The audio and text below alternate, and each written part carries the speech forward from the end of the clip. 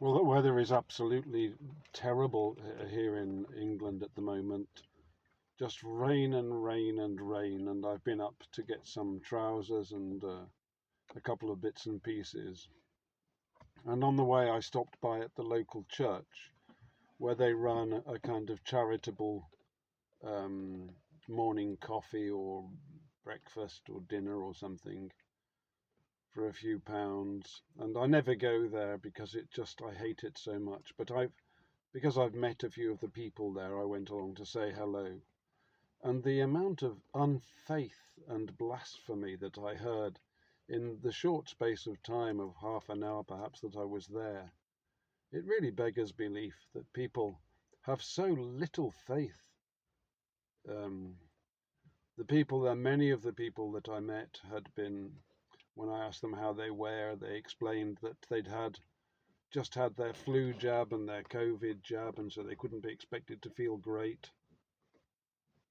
And then there was another lady who was trying to convince me that it can be explained how the Egyptians went through the Red Sea. They found a causeway and it wasn't a supernatural thing at all. And this is a churchgoer. People theoretically believing, but they don't believe the Bible. She said to me, well, the Bible's a very old book. It was written a long time ago, and now they know, and now they know this, and now they know that. And there was only one woman who I thought had some vestige of faith. And she's one of my arch enemies in that building, actually, because she's been very cross with me.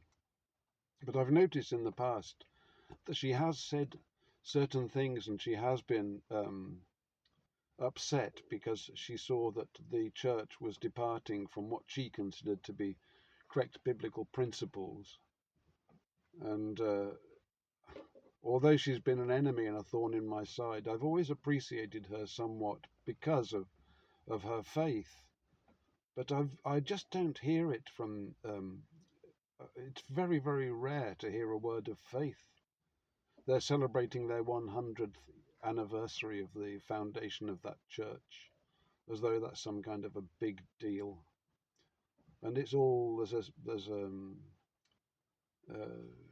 so and so is now 100 years of age, and the other one 90, and this one 80, and we had 3 birthdays, and we celebrated this, and all the rest of it. And there's just no word of faith and no understanding. And this is the church, theoretically, getting their injections, getting their medicines, all looking unhealthy. And they won't be told, they won't listen. That's the way it is in England at the moment. But I was blessed to meet a woman from Croatia. I went into the pub after doing my shopping, and she had to me, she had a measure of faith and a measure of understanding, although she was very downhearted by what she saw around her. She readily agreed that the problem was the abandonment of our traditional roles, the roles of a woman and the roles of a man. So there are connections to be made. I don't know what's going to happen, she kept saying. We don't know what's going to happen. I said, well, I'm optimistic. I read the Bible and I think we're on the verge of a breakthrough. And wickedness is being revealed in the land. There's no question of it. And wickedness has been revealed unto me once again after the issue with my neighbour. And I found some other signs of a man who loves money, and that being the root of all evil, and will stop at nothing to have it. And I was reminded of Gehazi in his case. But,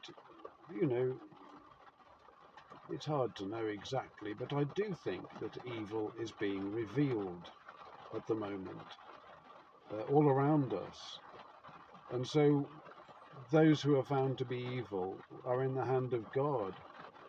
And I don't envy them in their position. I mean, the Bible speaks of hell, and it sounds like somewhere you would want to avoid. But because people don't believe, they just think, well, the important thing is that we try and do good. by helping this community project or that community project and supporting this one with our money and all the rest of it. They don't realise that we are poised between the very gates of heaven and the pit of hell. It's a very serious matter. God bless.